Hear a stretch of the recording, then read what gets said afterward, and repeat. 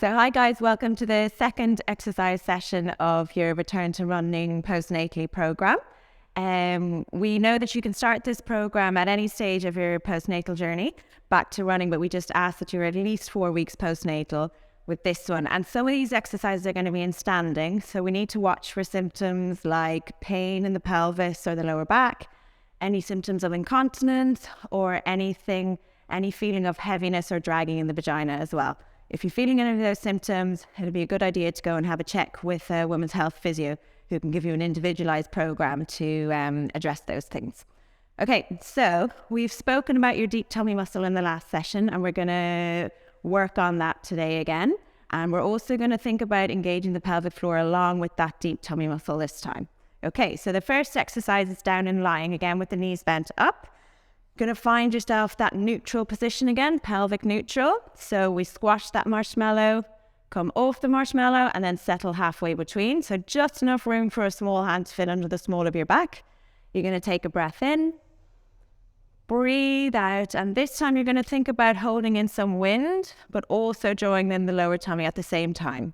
So that's the pelvic floor and the deep tummy muscle, and we're going to try and maintain that contraction now whilst we move the legs, okay? So then with the next breath out, what we're going to do is just let this knee drop out to the side slowly, as far as you can control, and then breathing in to bring it back in again. Okay, and then breathing out to come over to the other side, and back in again. So if you feel like you've lost the pelvic floor contraction and the deep tummy muscle in between repetitions, stop and reset. If you feel like you can keep it on, keep going, okay? So as one knee falls out to the side, you're trying to keep the other one as still as possible. So you can imagine a cup of water on top of the knee, and you're trying to keep it nice and still. And you also want to feel that the tummy and the hip bones are staying steady. So imagine a tray of drinks on your stomach, and you're trying not to let anything spill, okay? With this one, it may feel really easy for some people, and others might be shaking like crazy, which is totally fine. Just you don't want to feel any discomfort with it. If you feel at the very end of the range, you're getting some discomfort in your pubic bone, just decrease the range, that's fine. Okay? So we're going to keep alternating between sides, and you're looking to do up to 15 on each side. So all the time keeping the pelvic floor and the deep tummy muscle on. But as I said, if you need to take a break and reset, that's no problem. So the next exercise is called a leg lift. So we're going to lift the leg into a position called tabletop. So that's up here. So we have knee above hip and ankle in line with knee. And it's as though you're resting your foot up on a coffee table, okay? So we'll place it back down. So we've got our neutral position here. We're engaging through the pelvic floor, the deep tummy muscle. And on the next breath out, you're going to lift the leg in the air. Good. Hold. And then back down again. And we'll alternate to the other side. So when you're on one leg, the other leg is staying completely still, and back down again. So with this exercise, it will be deemed harder than the previous one because you're having to lift the weight of the leg. You want to stay as steady as possible through this area. So it's almost like you're playing musical statues with the top half of your body from the hip bones up should stay as steady as possible, okay? And with it, after you've done a couple of reps on each side, you need to just check and make sure that it's not just this area here that you feel is working. It's all about making sure the core is keeping your pelvis and lower back nice and steady. You don't want to feel it's just your thigh and your hip flexors working really, really hard. If it is, and the weight of the leg just feels too heavy for what your deep tummy is able for, what you can do is come up on your tiptoe first, slide your foot towards you, and just shorten the lever so you make your leg feel a little bit lighter to come up into the position, and then you reverse that to come back down again.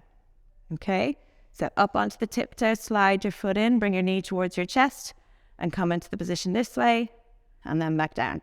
If that still feels too difficult to do, what you can do is shimmy over towards your coffee table or over near your sofa, and you can put your feet up on the sofa, so you'll be starting in this position, but your leg will be supported, and you just lift your leg off there, and then put it back on there again, okay? And rest the leg down. Again, looking to do 10 to 15 of these on each side, and just watching as you change from side to side that you're not wobbling through your hips as you alternate sides, okay? Next exercise is on your side.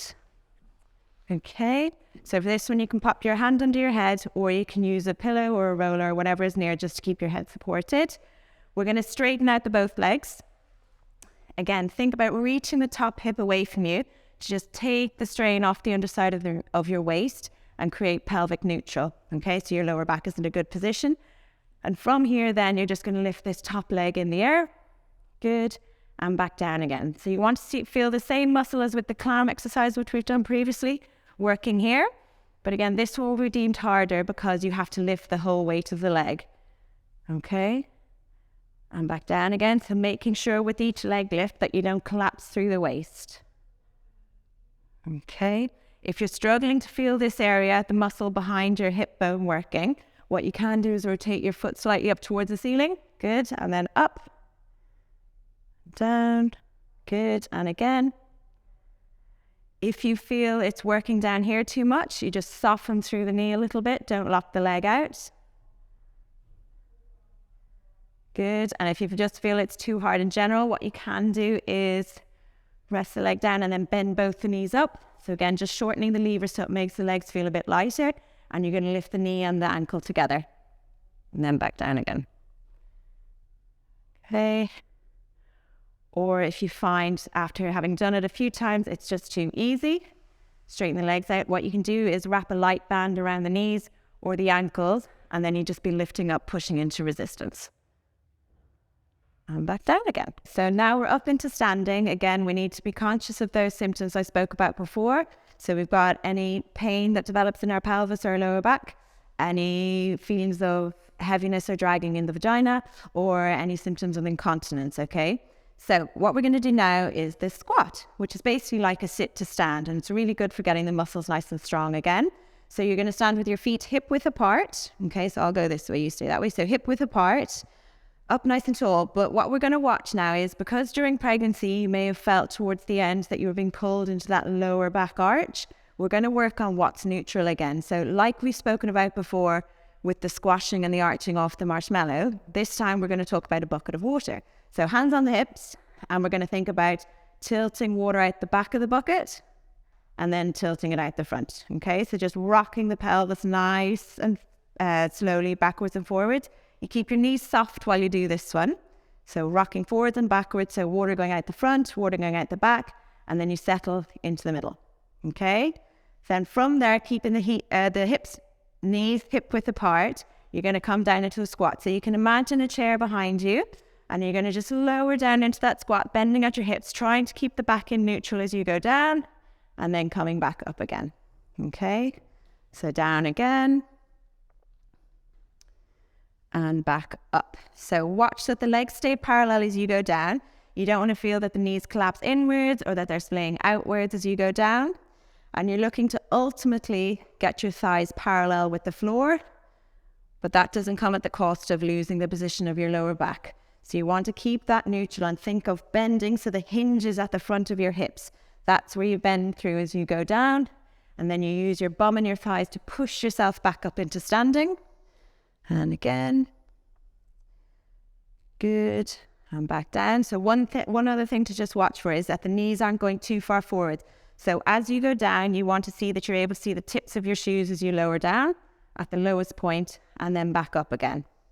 If you're doing this in your bare feet, and when you're at the lowest point, you feel like your shins are going crazy and they're really, really tense, it'd be an idea to just put a small book or magazine under your heels, it plays with the angle of your ankles when you're at the lowest point, and it'll just allow you to use your glutes a bit better at the bottom point. Okay, so again, working to do maybe 10 to 15 of these, and you can increase the reps as you feel more able.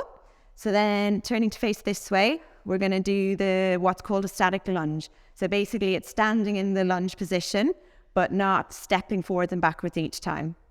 Okay, so with this, if you had pelvic pain or lower back pain during pregnancy, just be careful how big a stride you take for this exercise. If it feels uncomfortable to take a big stride, just go shorter and don't go down as far. Okay, so in this position, the weight is primarily on your front leg, and then we're just going to bend both knees and lower down.